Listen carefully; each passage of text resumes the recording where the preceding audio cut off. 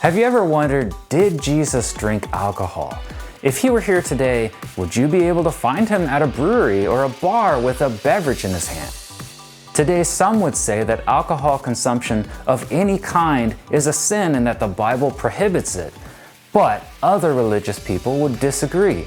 So here you are, caught in the middle, trying to figure this out, wondering, who's right?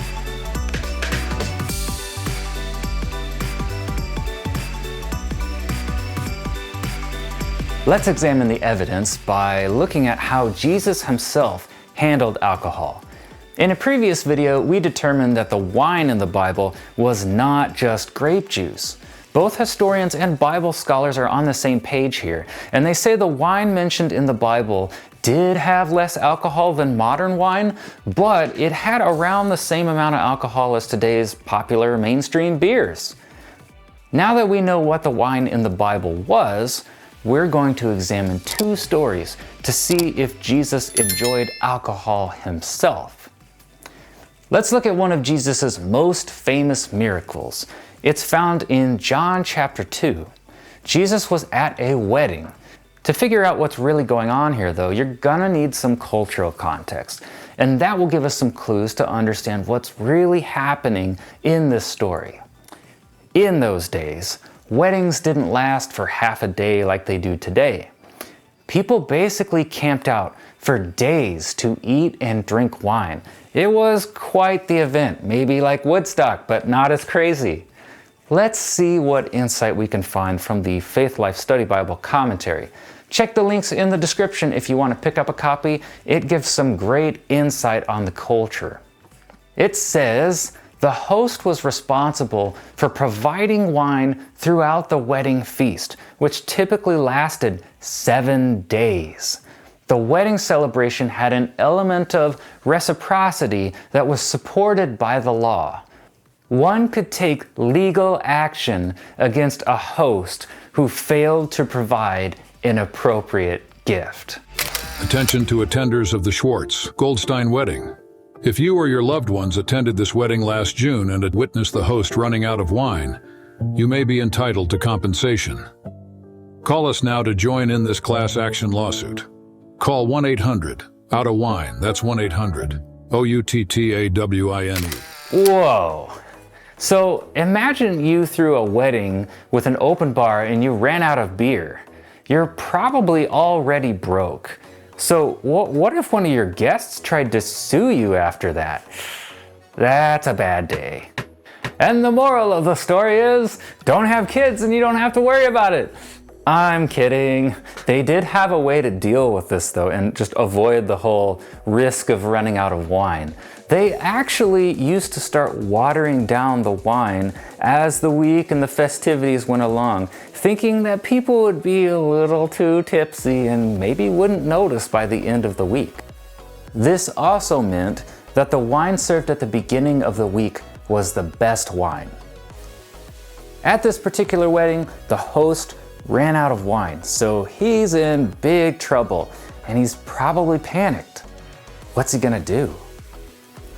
Here's where things get surprisingly common. Jesus took several cisterns, jars that had been set aside for Jewish cleansing rituals. He had them filled with water. Does Jesus do the unthinkable? He becomes a master distiller. As the story goes, Jesus miraculously turned the water into wine. That alone would have offended some of the Jews. Like, here, let me take your things that you set aside for spiritual rituals and turn them into a brewing kit. In their view, Jesus just ruined their cisterns. They would never be able to use these jars for religious rituals again. But wait, there's more. The master of the feast turned to Jesus and said, "You have made the best wine of the entire feast." This is actually a clue. Remember how I said it was common practice to dilute wine near the end of the week? The master of the feast was probably meaning the wine had not been watered down, as was usually common during the wedding. It means better flavor, and secondarily, this would mean that the wine Jesus made was probably more potent. It probably had more alcohol in it than your average wine, or what they'd been drinking that day. Now, the story is becoming more complex than people realize. But here's still one more difficult question to answer. Did Jesus drink wine himself? Well, this passage doesn't say, but there is another passage that might give us some answers. Let's investigate Matthew chapter 11, verse 19. This passage says, "The Son of Man," a title Jesus used for himself, "came eating and drinking." Drinking what though? I mean, that could mean anything, right? Like root beer, Snapple. There's a clue in the context. It says the religious leaders accused Jesus of being a glutton and a drunkard. Why do you suppose they said that about him? That's actually a clue too. Think about it. It probably means they saw Jesus drinking alcohol or with a drink in his hand. Was he really drunk though? We need more details. A key to what's really going on here can be found in the key phrase, a glutton and a drunkard. There's a reason the religious leaders said it this way. It's written in the Old Testament law, in Deuteronomy chapter 21, verse 20. If we look at that passage, we might find another clue to what was going on here. Take a look. The passage talks about how to deal with a rebellious son. The parents were to bring him before the elders. Verse 20 says, "They shall say to the elders of his town, 'This son of ours is stubborn and rebellious. He will not obey us.'" And here's that phrase, "He is a glutton and a drunkard." I wonder if you figured out what the religious leaders were trying to do yet. Here's a hint. We might be able to learn something by looking at recent history. Here in America, we have struggled with something called frivolous lawsuits or junk lawsuits. Sometimes people will try to sue a business in an attempt to gain millions of dollars, or take revenge on a company to force them into bankruptcy. And in 2005, the Bush administration signed something called the Class Action Fairness Act of 2005 to try to put a stop to some of these unreasonable lawsuits. What does this have to do with Jesus, though? All right, it's time to put all of these clues together. We know from the rest of Matthew's book that the religious leaders were not very happy with Jesus. They wanted to protect their power, money, social status, and they saw him as a threat, so they were looking for a way to get rid of Jesus. When they saw Jesus with a drink in his hand, they probably saw opportunity. And you don't get accused of being drunk when you're not drinking.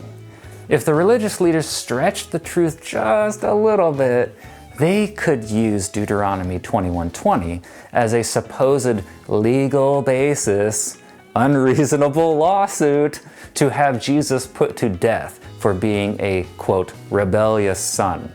Then they could stone Jesus to death, protect their power, and send a message to the people. Everyone in the town would be terrified to challenge the teachings of the religious leaders the way Jesus did. And the religious leaders regain their control and political power. This particular plan failed, but we can see here that it's highly likely Jesus was drinking alcohol when he spent time among the common people like you and me. I believe that if he were here today, you might find him hanging out at a brewery with regular people, sharing a craft beer and being there for them. There's more to explore regarding Jesus and alcohol, though.